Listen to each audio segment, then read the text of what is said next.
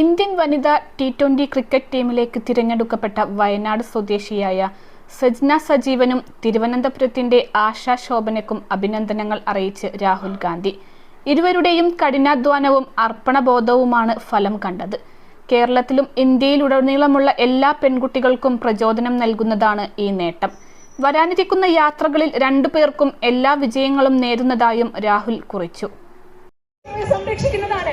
ഏത് മതത്തിൽപ്പെട്ട ആളായാലും, ഏത് ഭാഷ സംസാരിക്കുന്ന ആളായാലും, ഏത് സംസ്ഥാനത്തുള്ള ആളായാലും, ഏത് മതത്തിൽപ്പെട്ട ആളായാലും, സമുദായത്തിൽപ്പെട്ട ആളായാലും അവരുടെ എല്ലാവരുടെയും അവകാശങ്ങളെ സംരക്ഷിക്കുന്ന രേഖയാണ് ഇന്ത്യയുടെ ഭരണഘടന.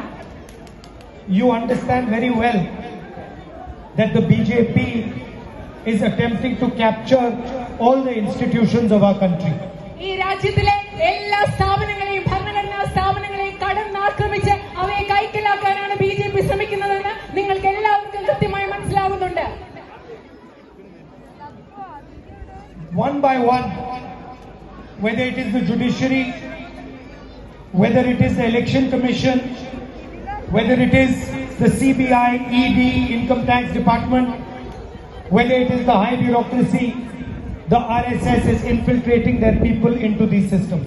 ഇത് നമ്മുടെ രാജ്യത്തെ CBI ആകട്ടെ, ജുഡീഷ്യറി ആകട്ടെ, എൻഫോഴ്സ്മെന്റ് ഡയറക്ടറേറ്റ് ആകട്ടെ, ഇലക്ഷൻ കമ്മീഷൻ ആകട്ടെ, രാജ്യത്തെ ഉദ്യോഗസ്ഥ വൃന്ദമാകട്ടെ, എല്ലായിടത്തും RSS അവരുടെ ആൾക്കാരെ ഈ സ്ഥാപനങ്ങളിലെല്ലാം നുഴഞ്ഞു കയറ്റം നടത്തിക്കൊണ്ടിരിക്കുകയാണ്.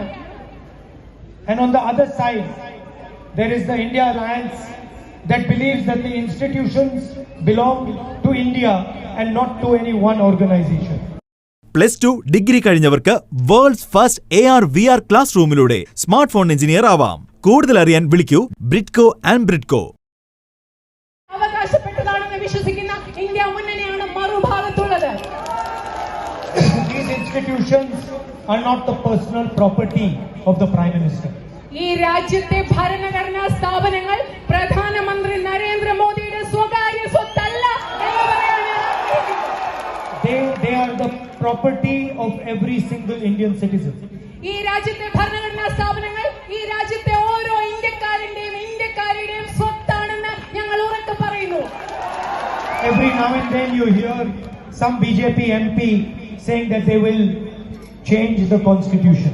നിങ്ങൾ ഓരോ സമയത്ത് കേൾക്കുന്നുണ്ട്, ഏതെങ്കിലും BJP MP പറയും ഞങ്ങൾ ഈ ഭരണഘടനയെ മാറ്റിമറിക്കുമെന്നോ അവർ പറയുന്നത് നിങ്ങൾ തുടരെ കേൾക്കുന്നുണ്ട്.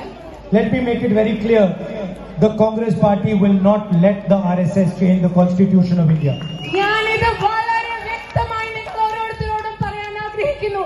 ഇന്ത്യൻ നാഷണൽ കോൺഗ്രസ് എന്ന പാർട്ടി ഇന്ത്യയിലെ RSSനെ ഒരിക്കൽ പോലും ഇന്ത്യൻ ഭരണഘടനയെ മാറ്റാൻ അനുവദിക്കില്ല എന്ന് ഞാൻ ഉറക്കെ പറയാൻ ആഗ്രഹിക്കുന്നു. It is our duty as the Congress party to protect every single Indian, regardless of which community he is from, which state he is from, which religion he practices, where he lives, how he lives. This is our sacred duty of the Congress party.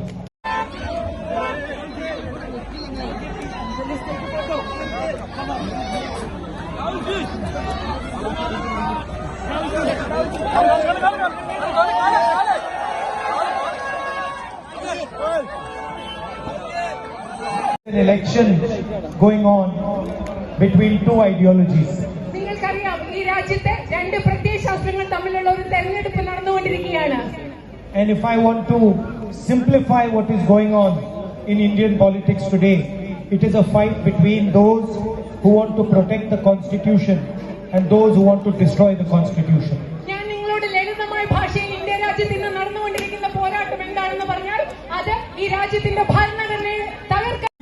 പ്രിയപ്പെട്ടവരെ, രാജ്യത്തിന്റെ ജനാധിപത്യം, രാജ്യത്തിന്റെ മതേതരത്വം, രാജ്യത്തിന്റെ മതസൗഹാർദ്ദം കാത്തുസൂക്ഷിക്കാൻ, ഒരു കണ്ണിലെ കൃഷ്ണപടി പോലെ കാത്തുസൂക്ഷിക്കാൻ ഞാനെന്നും നിങ്ങൾക്ക് കൂടെ ഉണ്ടാവുമെന്ന് ഉറക്കെ ാണ്.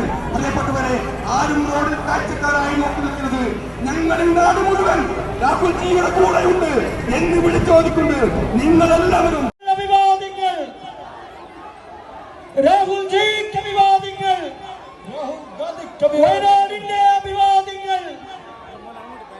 രാഹുൽ ജി മീഡിയ വഹിച്ചുകൊണ്ടുള്ള വാഹനവും അതിന് തൊട്ടുപിറകിലായി രാഹുൽ ഗാന്ധിയുടെ തുറന്ന വാഹനവും. പ്രിയപ്പെട്ടവരെ, നിങ്ങളെല്ലാവരും അതിന് തൊട്ടുപിറകെ അണിനിരക്കണമെന്ന് വളരെ വിനീതമായി. ഇല്ല, ഈ ശക്തിയെ തകർക്കാൻ ഒരു രാഹുൽ ഗാന്ധി എത്തിച്ചേരുകയാണ്. പ്രിയപ്പെട്ടവരെ, രാഹുൽ ജിയുടെ വാഹനത്തിന് തൊട്ടു പിന്നിലായി നിങ്ങളെല്ലാവരും അണിനിരക്കണമെന്ന് നാഷണൽ മീഡിയ അടക്കമുള്ള ഈ വലിയ പരിപാടിയിൽ പ്രിയപ്പെട്ട 21 ലക്ഷത്തോളം സന്തുഷ്ടരായ ഉപഭോക്താക്കളും 2 ലക്ഷത്തോളം തിമിര ശസ്ത്രക്രിയകളും പൂർത്തിയാക്കിയ മലബാറിലെ ഏക കണ്ണാശുപത്രി ആൽ സലാമ ഐ ഹോസ്പിറ്റൽ.